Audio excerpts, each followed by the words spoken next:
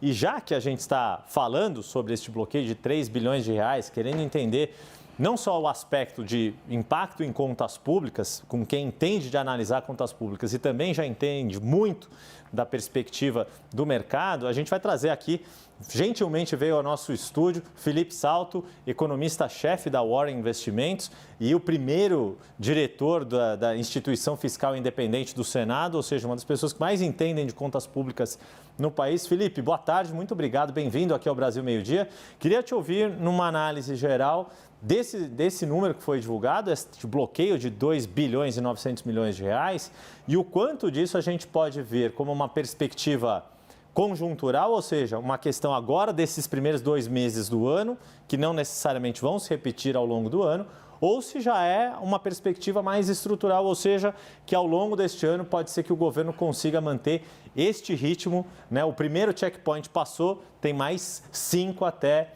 os final dos 12 meses do ano. Mais uma vez, bem-vindo. Boa tarde, Felipe Salto. Boa tarde, Yuri. Um prazer estar aqui com você, com o Fernando também. E dizer o seguinte, eu acho que vocês colocaram bem na reportagem anterior e no diálogo que vocês estavam travando, que o ministro Fernando Haddad, a meu ver, ele tem um grande desafio no ano, que acaba se resumindo nessa chamada meta zero, apesar do presidente Lula ter falado que é bobagem e tal, mas o zero, de fato, apesar dele ser um número específico que não quer dizer muita coisa isoladamente, ele se transformou na âncora das contas públicas nesse momento, no lugar do teto de gastos, inclusive. E eu acho que a equipe econômica, sobretudo o Fernando Haddad, eles estão se saindo bem até aqui, porque esse primeiro relatório bimestral, ele faz parte de uma liturgia do processo orçamentário que foi instaurada com a Lei de Responsabilidade Fiscal lá em maio de 2000. Então, é o primeiro passo. Não quer dizer que o problema está resolvido, longe disso. Mas o que eu falei há pouco para os nossos clientes na Warren é justamente que a primeira etapa foi vencida. Veja, são várias vitórias, né? Primeiro, a meta zero está mantida. Segundo, foi feito um bloqueio reduzido. Ah, então não vai precisar cortar? Não, não quer dizer isso. Mas o bloqueio reduzido ajuda a segurar as alas mais gastadoras, vamos chamar assim, do Congresso e do próprio governo. O que existe em qualquer governo, diga-se de passagem. Então, quando se anuncia um relatório em que tem um bloqueio de menos de 3 bilhões, o que isso sinaliza? Que a projeção das obrigatórias, né, as despesas obrigatórias, no caso a Previdência, os gastos do INSS, aposentadorias, pensões, eles estavam subestimados na Lua, a lei orçamentária anual. Agora o governo fez um ajustezinho para cima e falou, vou bloquear um pouco as discricionárias. Não é contingenciamento, é um bloqueio mesmo.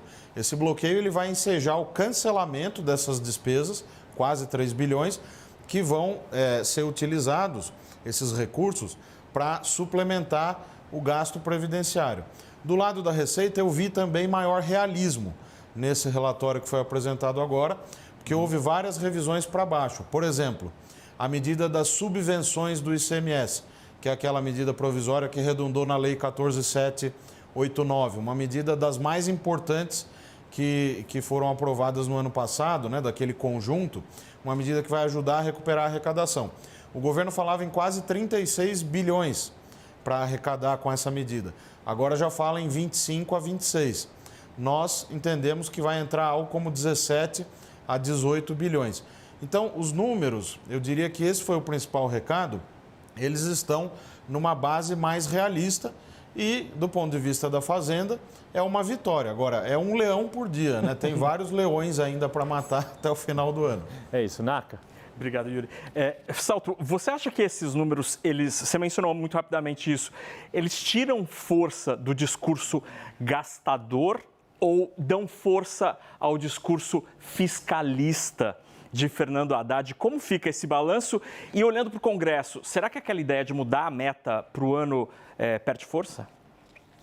Olha, Fernando, eu diria o seguinte, a ala fiscalista, na verdade, essa coisa de rotular, eu não acho tão apropriado, porque eu mesmo sou sempre rotulado de fiscalista, aí quando eu critico alguma coisa já vem um outro rótulo, então eu acho o seguinte, venceu a ala mais prudente do governo, e o presidente Lula, mais do que ninguém, com a experiência que ele tem, ele tem dado respaldo para o Fernando Haddad, né? E essa vitória, por exemplo, no STF ontem, né, com a chamada revisão da vida toda na questão da Previdência, é mais um sinal disso. Quer dizer, claro que é uma decisão de outro poder, do Judiciário, mas não se pode negar que certamente a articulação, a argumentação do Executivo e da Fazenda, sobretudo, junto ao Supremo, evitou que se contratasse essa bomba fiscal de R$500 bilhão, por exemplo, que seria essa questão da revisão da vida toda. Só para dar um exemplo também de como as coisas estão aparentemente mais alinhadas, né, do que se pode supor quando a gente analisa apenas na superfície a questão fiscal. Então, eu acho que o relatório, ele ainda tem muitos problemas. Quando a gente compara com a nossa projeção, nós ainda vemos um déficit importante para esse ano, mas é verdade sim que aumentou a probabilidade de um cenário em que o déficit fique mais próximo, ao menos, daquela banda inferior, que é de 28,8 bilhões ou 0,25% do PIB. Só para a gente dar um número aqui, o nosso déficit projetado para 24 é de 90 bilhões de reais, que é grande, mas é bem menor do que o do ano passado. Se a gente tirar os precatórios extras, né, do fim do ano passado, o resultado do ano passado ficou em torno de 160, 150 bilhões de reais. Então já seria uma melhora. Se a arrecadação ajudar mais do que nós estamos projetando, como sugerem os dados de janeiro e fevereiro, e se ainda o governo conseguir, com o bloqueio mais o contingenciamento, se aproximar de um ajuste de 45 a 50 bilhões nas despesas, então nós vamos ter um cenário em que o resultado primário pode até ficar melhor na Kagawa nesse ano de 2024. Felipe, para a gente encerrar, você já mencionou um pouco da importância dessa decisão do Supremo Tribunal Federal, mas queria me debruçar um pouco sobre esta preocupação mais política do governo, que é preservar os seus investimentos. Aquela fatia do orçamento que não é de despesas obrigatórias, são as despesas discricionárias e que o governo tem muito interesse no pacote de obras que estão no PAC e por aí vai, assim como o Congresso também tem um interesse grande em conseguir a liberação desses recursos até o fim do primeiro semestre. Por causa da lei eleitoral, no segundo semestre fica um período ali que não se podem fazer novas despesas nesse sentido. Como é que você vê o cenário para os investimentos públicos e para essa perspectiva que o governo tem de conseguir fazer a economia manter aí um ritmo de crescimento neste ano de 2024? Excelente questão, Yuri, porque eu acho que o governo está correto em estabelecer uma prioridade no gasto, que é o investimento. Isso foi muito deixado de lado por razões estruturais, como a rigidez orçamentária. Para a gente ter ideia, quem está nos assistindo, vocês sabem disso muito bem, os dois, mas para quem está nos assistindo, da pizza inteira do orçamento, 93% é rígido, é mandatório, ou tem algum grau de indexação, vinculação. Sobra uma fatia pequena de 7%, e dentro dela, o Congresso já estendeu os tentáculos também, né, por conta das emendas. Só para a gente dar um número, o PAC, Programa de Aceleração do Crescimento, o novo PAC, ele está orçado para 24 em 54,5 bilhões de reais. As emendas parlamentares, as emendas de comissão, as individuais e as emendas de bancada estadual, elas já somam 47,4 bilhões. Quer dizer, nós estamos gastando praticamente a mesma coisa com emenda e com investimentos. Há algo de errado, né? Para não dizer de podre, no reino da Dinamarca. Então, como é que se corrige isso? Eu acho que, estruturalmente, nós precisamos ter uma reforma orçamentária digna desse nome, uma revisão da Lei de Finanças Públicas, que vem lá do governo João Goulart, de 17 de março, a Lei 4.320, e medidas de curto prazo, mais paliativas, como o governo tomou nos últimos dias, que é essa proposta, Yuri, de você direcionar um pedaço das emendas para o investimento. Então, você acoplar os projetos dos parlamentares às iniciativas estruturantes de investimentos de longo prazo. Eu acho que é só assim que a gente vai conseguir retomar o crescimento, né? O Estado tem um papel importante, mas a gente gasta mal.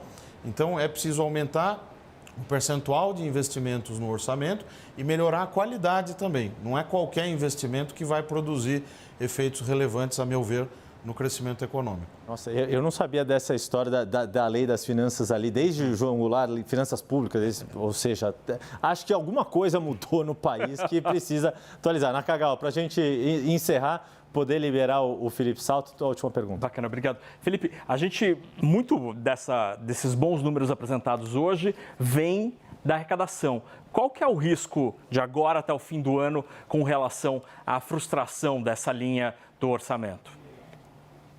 Desculpe, não deu para ver direito as receitas? Das receitas, exatamente, Eu digo o seguinte, a receita é de fato o calcanhar de Aquiles, mas é também, paradoxalmente, aquilo que pode salvar o resultado fiscal, né? Ao contrário de muitas expectativas, aquelas medidas foram tomadas no ano passado, a principal delas, ao meu ver, foi a MP 1185, né, que redundou na Lei 14789, das subvenções. Elas têm mostrado, aparentemente, nesses resultados que a gente já conheceu nesse comecinho do ano, um efeito maior do que o projetado. Isso é bom, porque a Receita talvez tenha um desempenho mais pujante do que se projetava, do que nós projetávamos, por exemplo, lá na corretora, na Warren, né? Agora, é uma incerteza grande, né, Nakagawa, porque quando a gente observa, por exemplo, o ritmo da atividade econômica, no ano passado a gente cresceu quase 3%. A arrecadação não foi tão bem, né? Esse ano o crescimento econômico vai ser um pouco menor, provavelmente, mas a composição ajudará a receita, porque a arrecadação no Brasil ela ainda está muito concentrada nos setores produtivos e industriais. Então você pode ter aí uma confluência dos astros, que é o efeito maior do que o esperado das medidas adotadas no ano passado, e a questão da composição do crescimento econômico, que devem ajudar a produzir uma arrecadação um pouco maior do que, por exemplo, a nossa expectativa atual. Isso seria muito bem-vindo, mas sem prejuízo ou sem abandonar o lado da despesa. O nosso problema central continua a ser o gasto público, que ainda é bastante alto, né? Essa é uma discussão esta sim é uma discussão bastante interditada. Agradecer o Naka por enquanto e principalmente Felipe Salto, economista-chefe da Warren Investimentos. Muito obrigado pela gentileza de vir aqui. O Felipe falou que não gosta de rótulos, né? Fiscalista, desenvolvimentista, essa coisa toda, mas tem dois rótulos que o Felipe merece, é muito didático nas explicações, por isso a gente sempre faz questão de contar com ele. E palmeirista, né? Palmeirense, esse rótulo ele não abre mão, né, Felipe? Esse não dá para abrir mão, não. Ainda mais nesse momento. Então tá bom. Obrigado mais uma vez, Felipe Salto.